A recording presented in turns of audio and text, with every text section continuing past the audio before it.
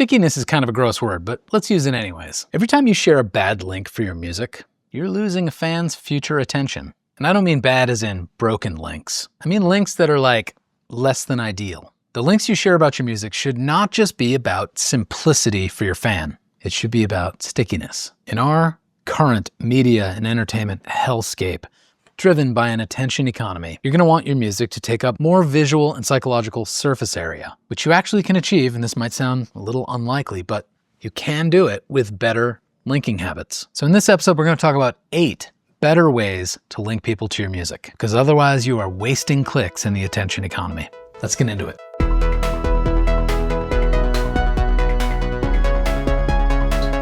What's up, and welcome to Scratch Track, brought to you today and every day by Demo, the place to be if you are a busy musician with lots of adult responsibilities you are juggling in your life, and you have limitless passion for your music, but limited time each day to do things like promote your music and grow your audience. You want to find a better way, a promotion system that fits into your real life and helps you move your music along and grow your audience without having to chase trends, go broke, or burn out. So here's what we're going to explore today. I want you to stop thinking of links as destinations or as mere destinations. Think of links as multipliers. Each one should amplify your visibility, your fan connections, and your algorithmic footprint. You're not just trying to get someone to hear a song or watch a video. You're trying to make the act of clicking that link something that actually expands your world and expands someone else's access to that world.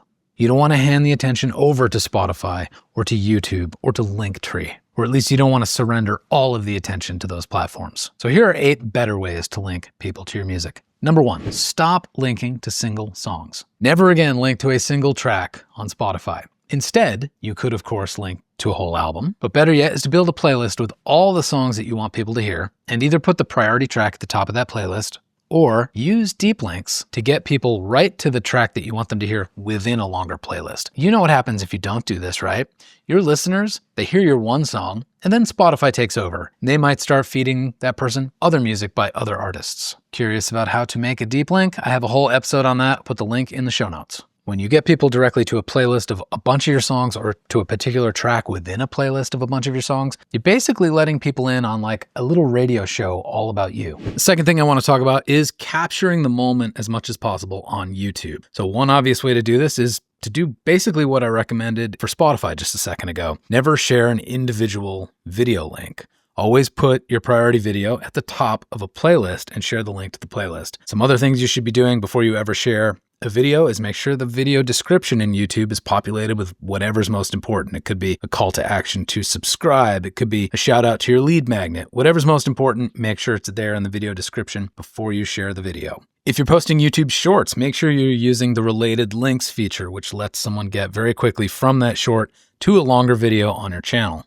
Make sure your channel has a branded watermark. That's an easy way for people to get to your channel homepage and subscribe. And while I don't think people should put verbal calls to action in music videos or performance videos, if it's a video that's more behind the scenes, if it's something about your process where you're talking to the camera, if it's a live stream, do verbal calls to action to get people to subscribe. Any one of those things I just mentioned on their own for an individual video, for an individual viewer, is not going to make a huge difference. But when you do them all together, you are increasing your surface area on YouTube, and you're going to make yourself way less beholden to that sidebar of recommended videos that YouTube wants people to jump to that aren't yours.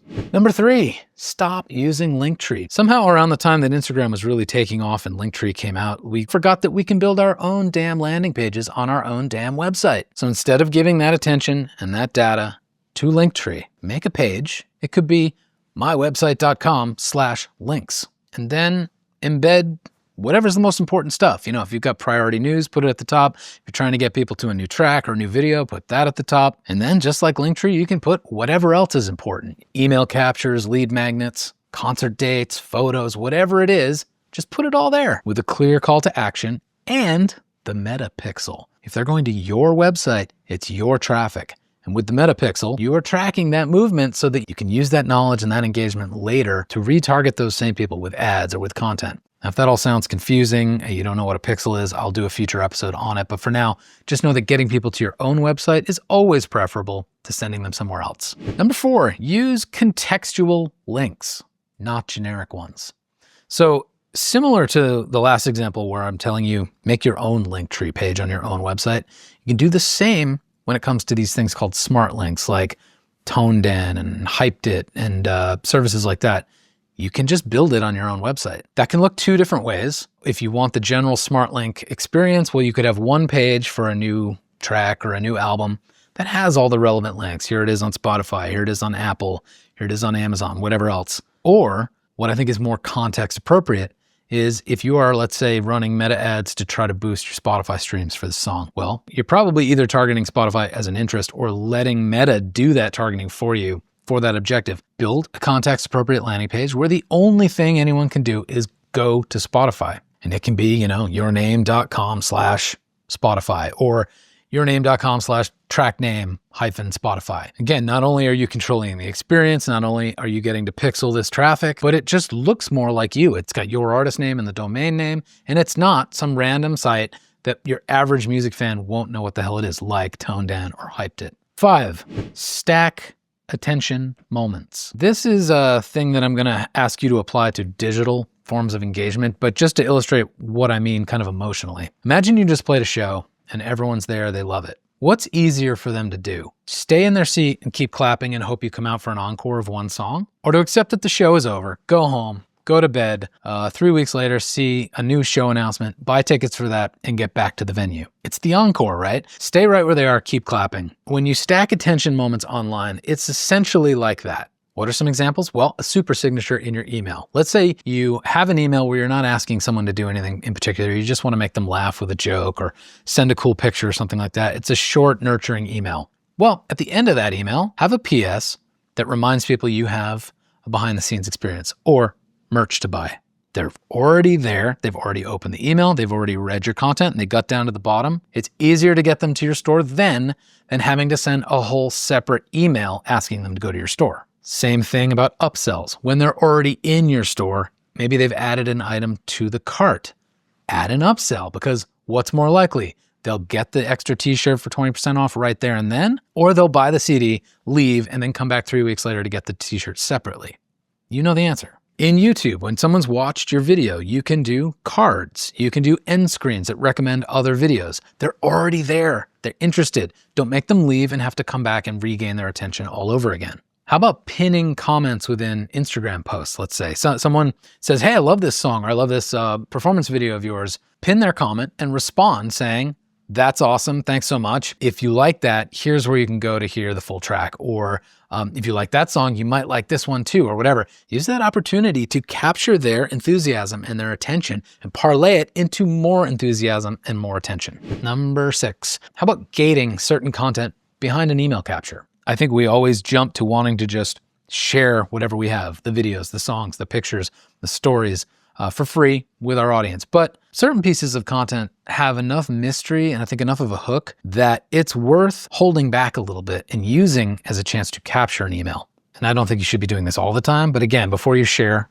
something new, see if this might be the chance to grow your email list. So instead of linking them directly to the content, you send them to an email capture that then unlocks the pathway towards that same content. Number 7, how about what you do with QR codes at gigs? Sometimes we put a sign at the merch booth, or, people could laminate little flyers and put them at tables and stuff, and that makes it easier to capture emails, right? Now, in this case, you want the link to stay the same, actually, because you don't want to have to be printing off new flyers every time, right? So keep the QR code consistent. But what you do is make sure that the reward or the experience or whatever the person is going to get after they sign up for your list at the venue, make sure that is context appropriate so that every night after a gig you go and you change the wording. Maybe it's about the venue they were in. Maybe it's about the city name. Something simple enough for you to swap so that when they go, it feels customized, it feels personal. And lastly, number 8, this is a bonus one. Don't be clear at all about your links.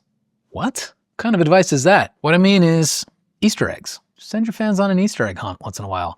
Not everything has to be about a clear call to action or about driving revenue. Sometimes it's great to imply that there's a lot of surface area, but don't show it to someone right away. Make them hunt for it. And if they're in on the joke, if they are clever enough, if they're smart enough to figure out the puzzle, if they are diligent enough to just look around and find the link, well, they're rewarded with something really cool beyond that click, some pot of gold at the end of the rainbow that only them and people like them, the inner circle, the motivated, the diehards will ever discover. This builds depth, not just reach. What could that pot of gold be? Really anything. It could be a demo, it could be a blooper video, could be unreleased stuff, lyric sketches, the chance to join a live stream. Any of the things that we've discussed earlier in what makes a good lead magnet could also make a good hidden experience behind an Easter egg link. All right, that's 8 ideas. And I hope what's clear here is that if attention is currency these days, don't let platforms soak up all the value and all the real estate.